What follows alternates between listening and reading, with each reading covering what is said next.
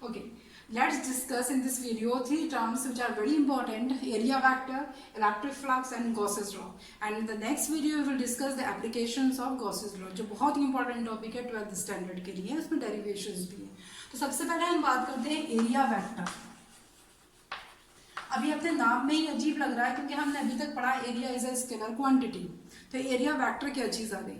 तो उसको समझने के लिए let's draw a surface, 2 dimensional surface हमने ड्रॉ की है और इसका एरिया मान लीजिए the area is suppose ds। ds is the surface area of this given 2 dimensional surface. Now ds is just area which is a scalar quantity. हम जानते हैं स्केलर क्वांटिटी होती है area. Now draw normal to this surface. इस surface पे हम perpendicular draw करेंगे। मान लो ये सरफेस है, ये वाली, इस पे हमने परपेंडिकुलर ड्रॉ किया लाइक दिस, ठीक है, क्योंकि बोर्ड पे ऐसे 3D हम नहीं दिखा सकते हैं। तो ये सरफेस मैंने ली है और इस पे ये परपेंडिकुलर है, नॉर्मल है, इसको हम एन कैप से रिप्रेजेंट करेंगे। N cap is normal to the given surface area, ठीक है। तो जब आप इस एरिया को मल्टीप्लाई करेंगे, this area multiply by the unit vector perpendicular और normal vector perpendicular to the given surface, then it becomes area vector, ठीक है, बहुत आसान है। तो ds क्या हो जाता है, ds इज एरिया वेक्टर।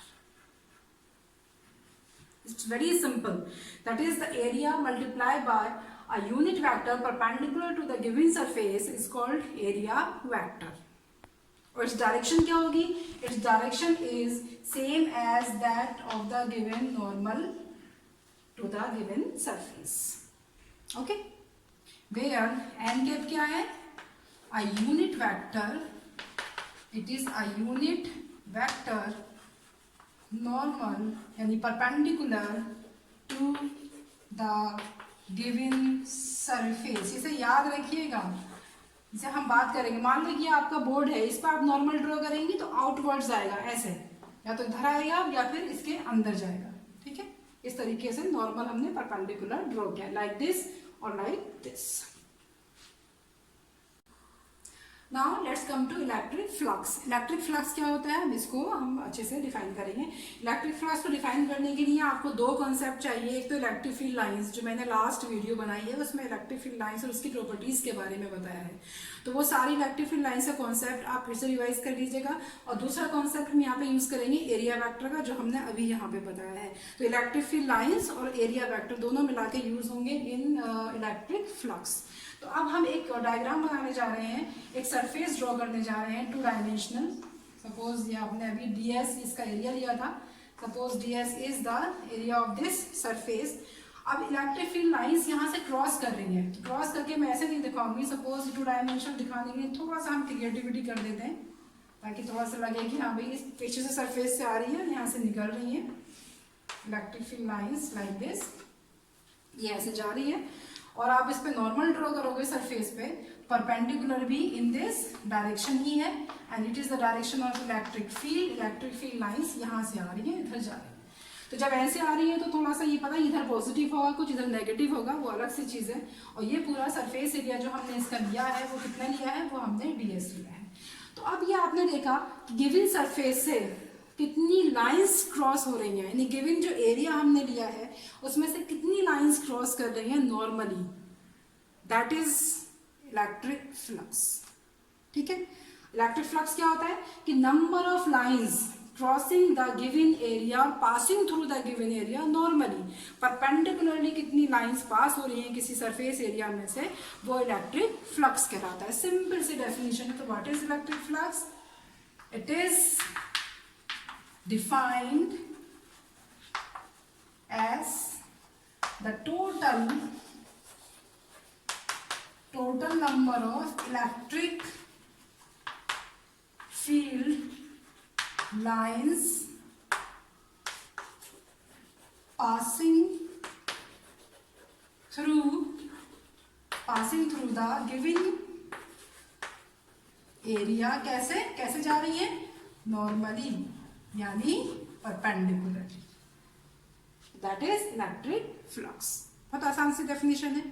अब इसको रिप्रेजेंट कैसे करते हैं, क्योंकि हमने स्मॉल सरफेस एरिया लिया है तो that is represented by D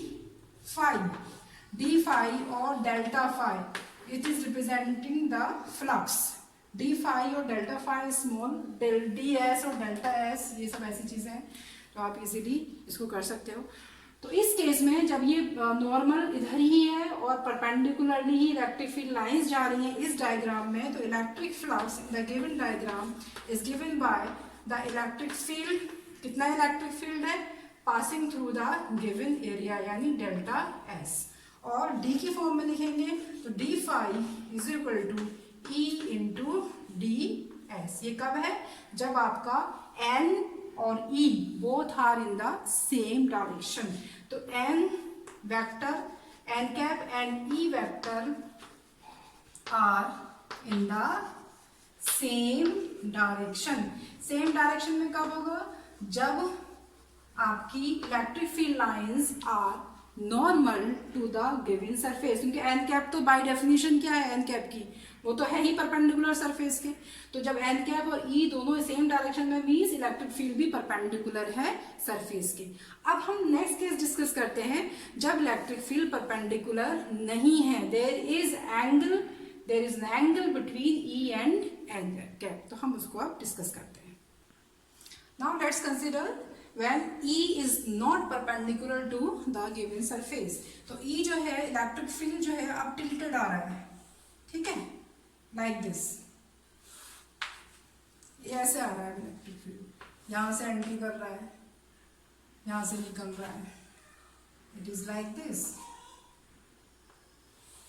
ठीक है। इलेक्ट्रिक फील्ड ऐसे जा रहा है एंड देयर इज, ये इलेक्ट्रिक फील्ड की डायरेक्शन है, there is an angle between theta and n cap.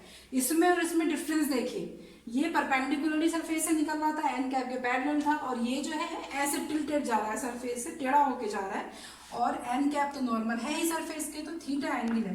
तो हम क्या करेंगे, मैं इसको थोड़ा सा रब कर देती हूँ समझाने के लिए। तो हम ई का कॉम्पोनेंट लेंगे एन कैप की तरफ, तो ये ई वेक्टर है, और जब वेक्टर का ये क्या हुआ इसका बेस, और ये इसका परपेंडिकुलर होता है, तो ई का कंपोनेंट बेस की तरफ क्या होता है, बेस की तरफ हमेशा cos थीटा कंपोनेंट होता है, तो इसकी तरफ आ जाएगा ये ई cos theta.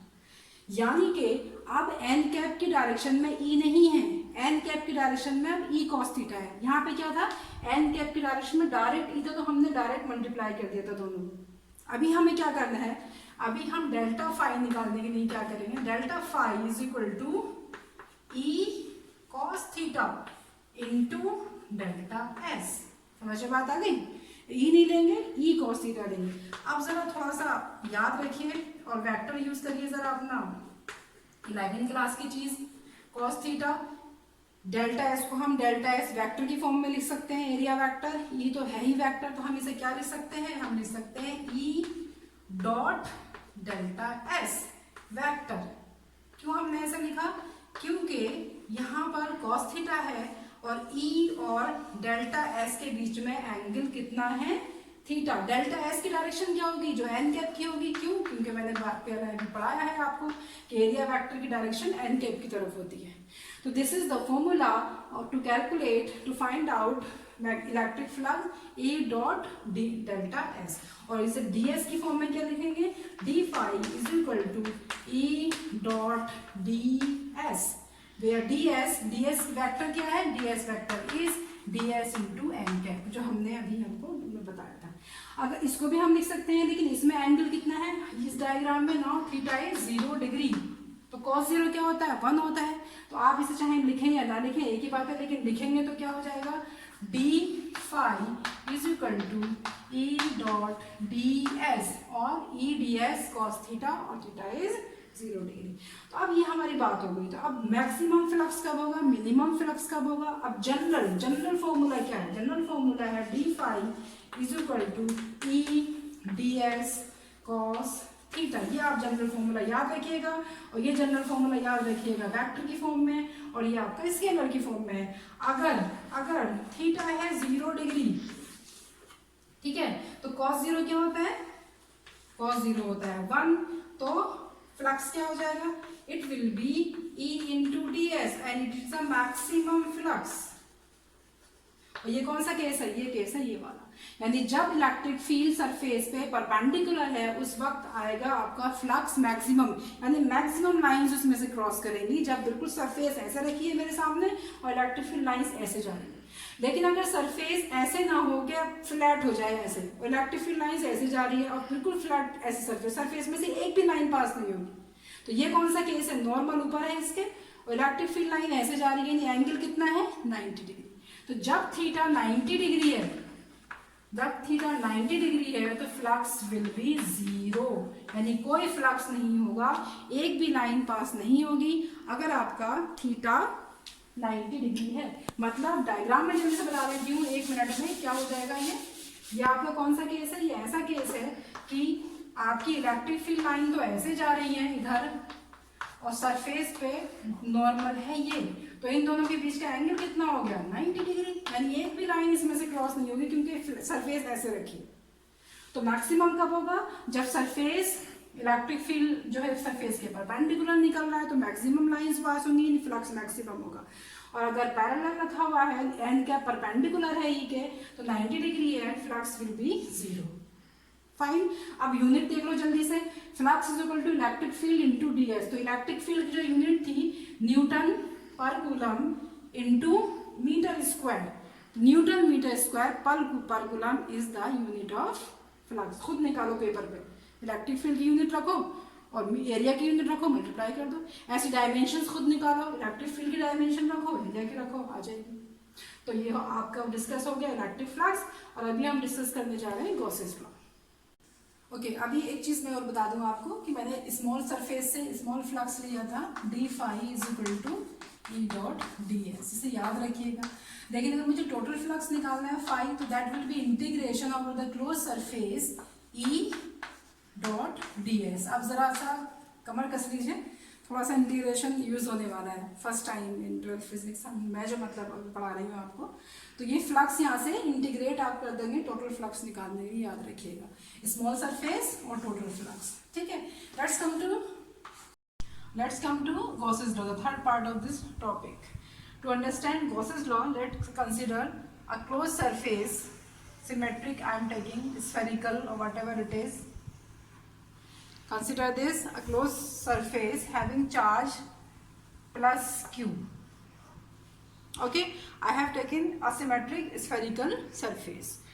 Now this charge is inside this spherical surface. Now we have considered plus q, and as we know that electric field lines will go outwards like this. I am drawing the electric field lines coming out of this charge. This is the electric field outwards perpendicular to this.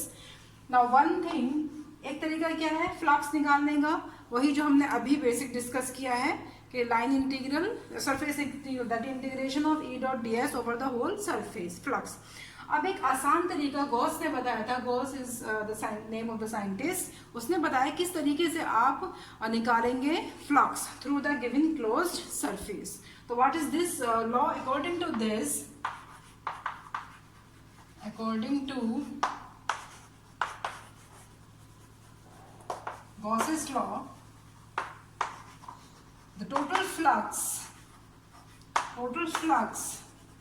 through the closed surface is equal to 1 upon epsilon naught. Epsilon naught, you know the permittivity of a free space. 1 upon epsilon naught times the total charge enclosed by the surface. मतलब ये कि जो flux आप निकालेंगे इस surface का, तो वो क्या होगा, 1 अपॉन एप्सिलॉन नॉट टाइम्स होगा total charge enclose by the surface. इसका मतलब क्या हुआ, it means total flux phi is equal to 1 upon epsilon naught times the charge, और सिंपली आप क्या कह सकते हो, phi is equal to q upon epsilon naught. Okay, this is the basic formula. Total flux easily आप निकाल सकते हो अगर आपको चार्ज दिया है टोटल। अब ये जो एक वर्ड यूज हुआ है ना, एनक्लोज्ड, एनक्लोज का मतलब है कि जो चार्ज इसके अंदर है, अगर ये चार्ज बाहर है इस सरफेस के, तो ये इस फ्लक्स को कंट्रीब्यूट नहीं करेगा। सिर्फ फ्लक्स के लिए सिर्फ और सिर्फ आप स्मॉल क्यू लेंगे, क्योंकि इस सरफेस जो हमने कंसिडर करी है इसके अंदर सिर्फ क्यू है। लेकिन अगर मैं ये सरफेस कंसिडर करूँगी इससे बड़ी, रेडियस जिसकी ज़्यादा है, तो आप इस सरफेस में ये चार्ज भी आ रहा है और ये चार्ज भी आ रहा है, तो टोटल चार्ज क्या आ जाएगा इसका, Q प्लस Q और upon epsilon not, it will be the new flux through this surface. समझ में बात आ गई?